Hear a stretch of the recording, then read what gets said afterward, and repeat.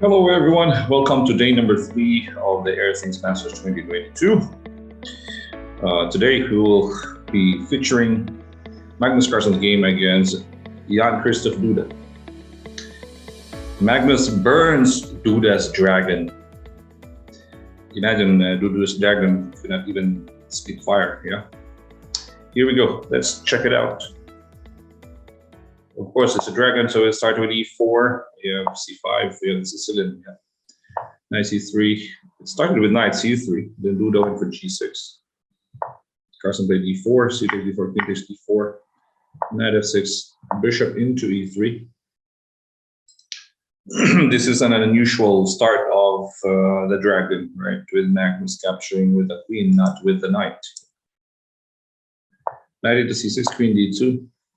Magnus, of course, tries to surprise Duda. This is just a deviation, yeah, deviates, but the middle game is still the same. d6, f3, right? A delayed knight, no bishop on c4. Okay. Bishop g7, knight g2, bishop e6. Instead of knight e4, he goes knight f4. Duda went for castle, h4. Carlsen doesn't want to waste time. He goes for the flank attack, right? Attacking on the flank. This is the flank. This h. There are two flanks. This is the queenside flank, or the A file, and the h file. Attacking on the side of the board. So knight into e5, h5. White doesn't waste time, yes. He delays castling. White delays casting for that quick attack on the king. Bishop into c4, takes in g6, opening up the h file, opening up the rook. H takes g6, knight into d3, a pretty good move there, Magnus. And we are just counting on the number of moves for the game to finish. Yeah. The h file is open, bishop h6 is coming. It's definitely winning for white here. The only question is when. Yep. So bishop e6, Duda is trying to go for knight c4. He was actually shaking his head when Magnus played knight e3. And now bishop h6, the defender of the king, the bishop on g7 is going to be dead. Knight into h5, typical, bishop takes g7, king takes g7, and now the classic exchange sacrifice on h5, right here, right now. Removing the defender, the defender of the king, which is the knight. Knight takes g takes h5, and another defender. Removing those two knights, because you cannot go queen g5 straight away. So there's knight g6, right? So you have to remove the knight first. Okay, removing the second defender. After d takes e5, queen g5, the king is so vulnerable on the g and the h files.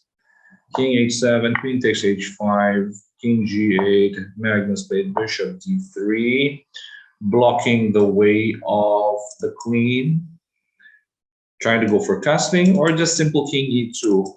It's just actually the bishop on d3, not only it blocks the queen, but more importantly, it opens the line of the rook to the h5, right? Now, let's say, for example, queen to b6 or queen d6 threatening queen g1, right? We have queen g5 check, right? Bringing the king to the last file, all right? The last file on h8, and then we go castle, or you could also go king e2, right? Now, threatening rook h1, and how do you stop the mate? The only way to stop is bishop h3, blocking the file, but pawn will not capture the bishop. Rook goes to h1. Oops, king is dead on h8. All right, that classic exchange sacrifice on h5. I believe Duda knew this one, but Magnus was so smart by deviating into a different way. It started with knight c3, right? Duda went for g6. And the not so common king takes d4. Duda was confused. Yeah, that's Carlsen. Yeah, with his A game. confusing the opponent, delaying the knight here and delaying the bishop. Normally in the dragon, the bishop is on c4 and the knight is on d4. But in this case, actually, white is down 2 tempi, but Magnus being Magnus. He didn't even cancel. Knight g2. Instead of d4, went to f4. Cancels. And then doesn't waste time, right, with h4. h5 takes, and then a pretty strong knight d3, keeping the light square bishop, keeping an eye also on that e5 knight because that's a defender. If knight takes on d3, the c takes d3, right? Bishop has to go back, and then bishop h6 is the same. If you go knight h5, for example, here, it's the same thing, right? Same thing over and over again. The bishop will just take that bishop on g7. And if king takes, it's the same. Rook takes h5. It's still dead. G takes h5. Queen g5 check. King h7. Queen takes. And here we could go queen g5 also. Bishop out. And then king out. And then rook h1. Right. Or you could go here, bishop takes d3 after knight takes d3. You could also go for bishop takes d3 here. It's also possible. With bishop takes d3, you don't need to waste time. Bishop h6, knight into h5. All right, you can go rook takes h5 here. It's possible to play rook takes h5. Because again, if you capture the rook, there's queen g5, threatening mate on g7. Yes, so that was it. Bishop h6. It's if you go back knight e8, bishop takes g7. If you go knight takes g7, okay, I can go queen takes d3 first. The h file is still very open.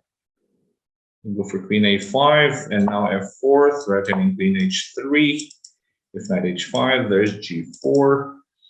This is thematic, yeah. The classic exchange sacrifice on h5. Here, okay. Again, this is reminiscent of a game by Bobby Fischer against Bent Larsen back in the day. Okay, in that game. Let's go through that one. It's also a dragon. Just d4, d5 takes, should be 3. G4, g5, knight h5, and then Fischer also went for rook takes h5. Yes, Larsen after takes g6 with the pin on the king here. e5 was played, takes on f7, king f8, bishop e3, queen d6 is coming. d5, e takes d5, rook takes f7, last one. Rook f6, bishop g5, queen d7, takes on f6, takes, and then d7. After rook d8, Fischer has queen d6 or queen h6.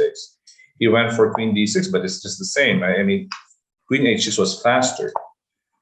If the bishop goes to g7, only then queen d6 mates, yes. And if the king moves to e7, Fischer has queen h7, after bishop d7, queen d7 mate. All right. After that classic exchange sacrifice on h5, same as Magnus against Duda, rook takes h5, takes on e5, queen g5, takes first, king g8, and bishop d3. Duda resigned because he cannot stop king e2 or casting, and then rook h1. Another strong game by Magnus. Okay, he lost one game to Hansen with a big blunder by Magnus. But he won the other 2 games here. Okay, one with Duda for an important game in round 12, and now he's catching up with the leaders. Although Nepo leads with 27 out of 36. And going into the last day tomorrow for the preliminaries. Top 8 will play the knockout quarterfinals. All right, guys, thank you for watching. This is Coach Oliver And also, thank you for supporting our channel, Charles Max Chess. Stay safe, everyone. Bye-bye.